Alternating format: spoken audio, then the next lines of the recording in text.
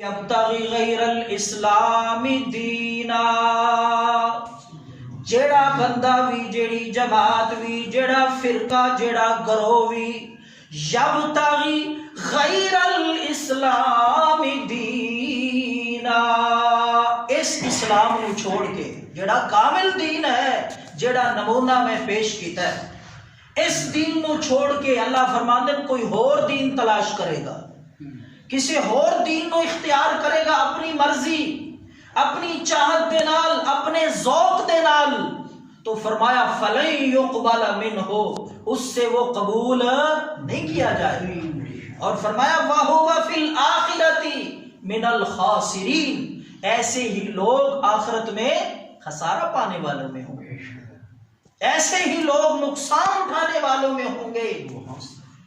اس واسطے اللہ رب العالمین نے فرمایا یا ایھا الذین آمنوا ادخلوا فی السلم کافہ، اے ایمان والے لوگوں داخل ہو جاؤ اسلام دے اندر، دین دے اندر داخل ہو جاؤ، اسلام دے اندر داخل ہو جاؤ، فی السلم کافہ، پورے دے پورے داخل ہو جاؤ۔ اے نہیں ہونا چاہیے مسجد دے اندر نمازاں، مسجد دے اندر تلاوتاں، مسجد دے اندر ذکر اذکار تہجداں، باہرلی زندگی نو دیکھیا جائے، نفرتیں نفرتاں، عداوتیں عداوتاں، توکھا ہی توکھا، حسد ہی حسد، نہ اللہ فرماندے ادخلوا داخل ہو جاؤ فی السلم کافہ، پورے دے پورے داخل ہو جاؤ۔ جدو اسی دیکھاں گے اپنی زندگی تے نظر ثانی کران گے مسجد والی زندگی اور باہر والی زندگی، تے ساڈی مسجد والی زندگی اور باہر والی زندگی ایک ہو جائے گی، وہ دے اندر مطابقت آئے گی، پھر اسی کامل مومن بن جانا۔ ساڈی زندگی دے اندر حقوق اللہ دے نال نال حقوق العباد دا فکر اور تصور بھی ہوئے گا، وہ بندہ کامل مومن ہے، ورنہ کامل مومن بندہ بن سکتا نہیں۔ حضور علیہ السلام تشریف فرمانے، آپ علیہ الصلوۃ والسلام نے ارشاد فرمایا واللہ لا یؤمن، پھر فرمایا واللہ لا یؤمن، تیسری بار پھر فرمایا واللہ لا یؤمن، اللہ کی قسم ہے وہ شخص مومن نہیں، اللہ کی قسم ہے وہ شخص مومن نہیں، اللہ کی قسم ہے وہ شخص مومن نہیں۔ صحابہ اکرام کم گئے، لرز گئے صحابہ اکرام، کیا یا رسول اللہ جڑا نماز نہیں پڑھتا او مومن نہیں؟ فرمایا نہیں۔ جڑا روزہ نہیں رکھتا او مومن نہیں؟ فرمایا نہیں۔ جڑا تہجد، ذکر اذکار، تلاوت قرآن نہیں کرتا او مومن نہیں؟ فرمایا نہیں۔ قیل من یا رسول اللہ، پھر آپ ہی ارشاد فرمائیے اے اللہ کے پاک پیغمبر، کون ہے جسے آپ فرما رہے ہیں کہ اللہ کی قسم ہے وہ مومن نہیں؟ اللہ کے پاک پیغمبر نے فرمایا وہ مومن نہیں جس کا ہمسایہ اور پڑوسی اس سے محفوظ نہیں۔ اندازہ لگائیے کہ اللہ دے پاک پیغمبر نے نماز پڑھن والے نو مومن نہیں فرمایا۔ اور دوسرا ایک امتزاج کہ ساڈی مسلمانی تے ساڈے مومن ہون تے ٹھپا نمازی بنن نال نہیں لگے گا، تلاوت کرن نال نہیں لگے گا، بلکہ وہ فرمان جڑا میں شروع دے اندر پیش کیتا، اللہ دے پاک پیغمبر نے فرمایا دین کیا ہے، اسی دیندار کدوں بناں گے، دیندار دی پہچان کیا ہے؟ آپ نے فرمایا الدین النصیحہ، دین خیر خواہی کا نام ہے۔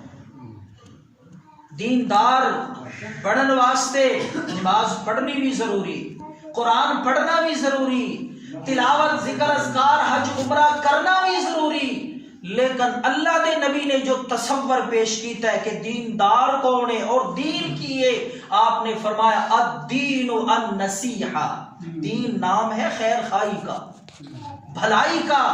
دین دے اعتبار نال جدوں تک اسی دوسرے دی خیر خواہی اور بھلائی نہیں چاہواں گے، دنیا دے اعتبار نال اگر اسی دوسرے مسلمان بھائی دی خیر خواہی بھلائی نہیں چاہواں گے، رب کعبہ دی قسم ہے ساڈی زندگی دے اندر نمازاں ہون، تلاوتاں ہون، حج زکات اور عمرے ہون، اے سارا کچھ آ جائے ادوں تک دیندار نہیں بن سکتا جدوں تک بندے دے اندر خیر خائی نہ آئے، دوسرے دی خیر خائی۔ اور یہ ارشاد اللہ دے پاک پیغمبر نے فرمایا الدین النصیحہ، دین کیا ہے؟ خیر خائی کا نام ہے۔ حضور علیہ السلام نے ارشاد فرمایا واللہ لا یؤمن، بڑی قیمتی گل کر لگا، توجہ، اللہ دے پاک پیغمبر نے کی فرمایا اللہ کی قسم وہ مومن نہیں ہے جس کا ہمسایہ اور پڑوسی اس سے محفوظ نہیں ہے۔ اچھا یہ دسو پڑوسی ہمسایہ گھر دی دیوار دے اندر ہوندا ہے یا باہر ہوندا ہے؟ اندر ہوندا ہے۔ پڑوسی تواڈے گھر دی دیوار تو باہر ہوندا ہے، دوسرے گھر والا۔